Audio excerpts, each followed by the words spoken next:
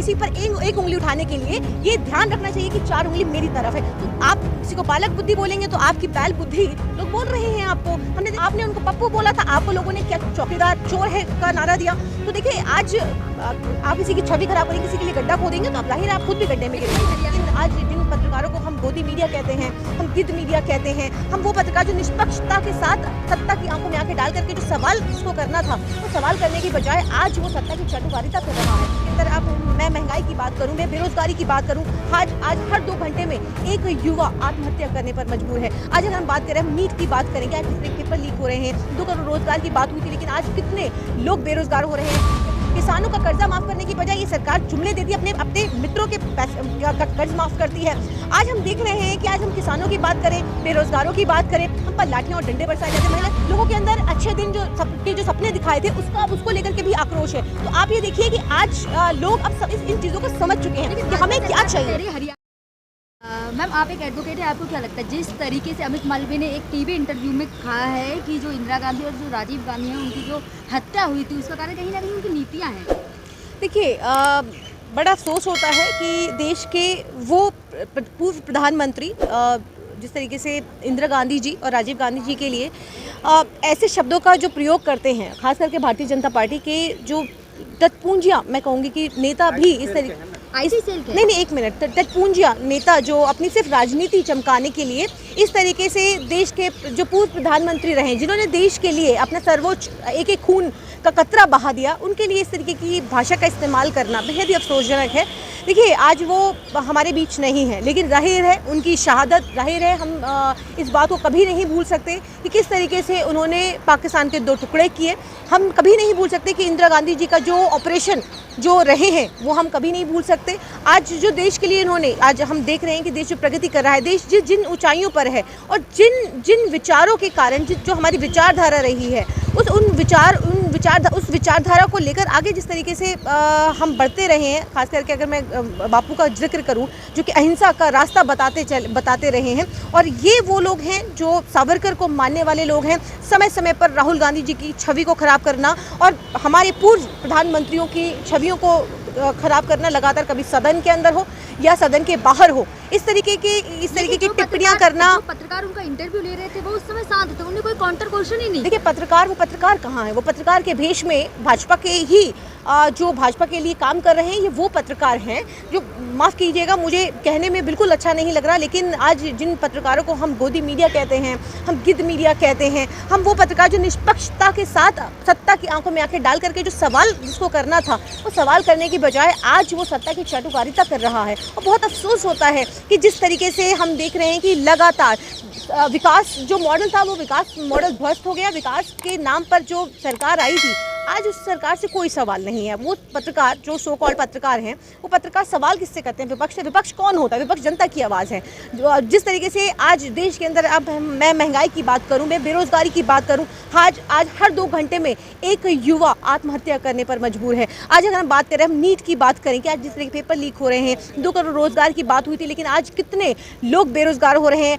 बीते 7 सालों के अंदर 733 लाख छोटे उद्योग बंद हो गए। तो आज अगर मैं बात करूं, आज ये आंकड़ा बहुत लंबा है, लेकिन ये प्रधानमंत्री जी की पोल को खोलता है, जो आज जो जुमले दे करके जिस तरीके से अच्छे दिन के सपने दिखा करके ये सरकार सत्ता में आई थी, लेकिन वो अच्छे दिन, आज हमारा मैनिफेस्टो आप उठा करके अगर देखेंगे कि हमने अपने मैनिफेस्टो के अंदर कि सरकार आएगी तो हमने क्या जो वायदे किए, कर्नाटक के अंदर हमने जो वायदा किया पूरा करने का काम किया। किसानों का कर्जा माफ करने की बजाय ये सरकार जुमले देती है, अपने मित्रों के कर्ज माफ करती है। आज हम देख रहे हैं कि आज हम किसानों की बात करें, बेरोजगारों की बात करें, हम पर लाठियां और डंडे बरसाए जाते हैं। महिला सुरक्षा देखा होगा कि कांग्रेस के लिए बड़ी जेपी नड्डा है जो कहने कांग्रेस भाई परजीवी है, जिस पेड़ पर चिपक जाए वो पेड़ खत्म हो जाता है। जैसे इंडिया गठबंधन चिपका है तो सबको खत्म कर देगी कांग्रेस। देखिए, ये वो लोग हैं जिनके पास अपना कोई काम नहीं है, अपना कोई अपने अंदरूनी इनके अंदर कितना मतभेद है। आप ये देखिए, मतभेद और मनभेद दोनों ही आज भाजपा के अंदर आपको देखने को मिलेगा कि आज अंदरूनी जो ये लड़ाई चल रही है, आप देखिए कि कितना उथल पुथल मचा हुआ है और ये आपस में ही लड़ रहे हैं। क्यों? जाहिर है वो जो मैजिक था वो मैजिक खत्म हो गया। अब हर कोई एक प्रधानमंत्री बनने की होड़ में लगा हुआ है, हर किसी को सत्ता चाहिए, हर किसी को कुर्सी चाहिए। और जेपी नड्डा जी तो बड़ा, मैं कहती हूँ कि बहुत बड़ा चेहरा, जिस तरीके से हमने देखा लोकसभा चुनाव के अंदर उनको बहुत बड़े तरीके से प्रोजेक्ट किया गया, और हमने कई इलेक्शनों के अंदर भी देखा कि हार का ठीकरा उनके ऊपर जिस तरीके से फोड़ा गया। और जेपी नड्डा जी तो ये कहते थे कि हमें आरएसएस की ज़रूरत नहीं है, और आज वही आरएसएस का विंग उनके खिलाफ खड़ा है। तो जाहिर है अंदरूनी लड़ाई चल रही है। लेकिन आज जो राहुल गांधी जी की छवि को लेकर जिस तरीके से पिछले दिनों करोड़ों रुपया खर्चा किया गया, भारत जोड़ो न्याय यात्रा की, भारत जोड़ो कन्याकुमारी से कश्मीर तक की, फिर उसके बाद मणिपुर से मुंबई तक की, सब साफ हो गया।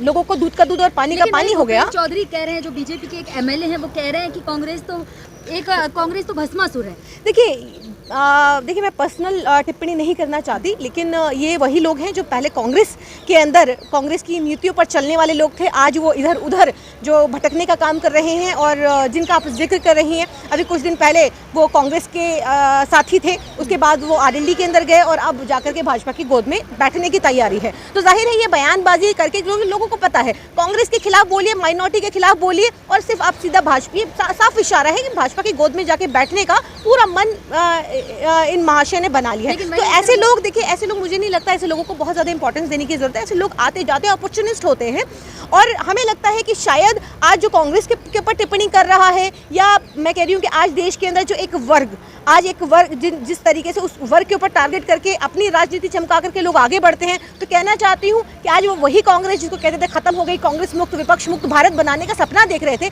आज वही विपक्ष और वही कांग्रेस जो है किस तरीके से उभर करके आई है, और आज आपसे सदन के अंदर, संसद के अंदर आज आपसे सवाल पूछने का काम करें। अब वो नहीं होगा कि 147 सांसदों को आप निलंबित करेंगे और आप पीछे से कानून पास कराएंगे। राहुल गांधी को कहते हैं बालक बुद्धि है। आप अपने आप को क्या कहा? देखिए किसी पर एक उंगली उठाने के लिए ये ध्यान रखना चाहिए कि 4 उंगली मेरी तरफ है। तो आप किसी को बालक बुद्धि बोलेंगे तो आपकी बैल बुद्धि लोग बोल रहे हैं आपको। हमने देखा कि किस तरीके से सोशल मीडिया पर, ये मैं नहीं कह रही हूँ, मैं सोशल मीडिया पर तमाम लोग ये आपको कह रहे हैं, तमाम आपने उनको पप्पू बोला था, आपको लोगों ने क्या चौकीदार चोर है का नारा दिया। तो देखिए आज आप किसी की छवि खराब करेंगे, किसी के लिए गड्ढा खोदेंगे, तो आप जाहिर है आप खुद भी गड्ढे में गिरेंगे। हरियाणा की एक रैली में अमित शाह जी ने बयान दिया था कि बैसाखी की सरकार हमें नहीं चाहिए। आज खुद बैसाखी पर है। देखिए हरियाणा की मैं ऑब्जर्वर हूँ नू से, लेकिन आप देखिए कि किस तरीके से आज बैसाखी की सरकार चल रही है। हरियाणा के अंदर हम देखिए 3 महीने बाद चुनाव है और हम चुनाव जीत रहे हैं। जिस तरीके से मैं हरियाणा के अंदर लगातार मैं सर्वे कर रही हूँ, लोगों से मिल रही हूँ, महिलाओं से मिल रही हूँ, एक जोश देखने को मिल रहा है। वहाँ से देखने को मिल रहा है कि पूरी ताकत से लोग अब इस जुमलेबाज सरकार से थक गए हैं। वो जो नफरत जो परोसने का काम किया गया, हमने देखा था हरियाणा के अंदर किस तरीके से अल्पसंख्यकों को टारगेट किया गया, उसको लेकर के भी लोगों के अंदर आक्रोश है। लोगों के अंदर अच्छे दिन जो सपने दिखाए थे उसको लेकर के भी आक्रोश है। तो आप ये देखिए कि आज लोग अब इन चीज़ों को समझ चुके हैं कि हमें क्या चाहिए। हरियाणा में तो हम पूर्ण बहुमत से जीतेंगे, तैयारी भी शुरू नहीं, देखिए ऐसा है, देखिए हर सरकार अपने आप दावा करती है कि हम जीत रहे हैं। 400 पार का नारा दिया, कहा 400 पार हम लेकर आएंगे, 300 आपका आंकड़ा नहीं पार कर पाए। तो जाहिर है आज ये जो बड़े बड़े दावे हैं, जो भाजपा ने एक सर्वे कराया, और सर्वे में ये पता चला, क्योंकि प्रधानमंत्री जी पहले अब जिस तरीके से वाराणसी सीट से लड़े, और वाराणसी सीट का आपने हाल देखा कि 3-4 राउंड के अंदर जो देश के प्रधानमंत्री हैं, जिनका मैजिक चल रहा है, विश्व गुरु हैं, वो मैजिक भी वहाँ पर ध्वस्त होता हुआ हमें नजर आया था। 4-5 राउंड के अंदर वो पिछड़ गए थे और वो मैजिक खत्म हो गया था। उसके बाद किसी तरीके से वो आगे बढ़े।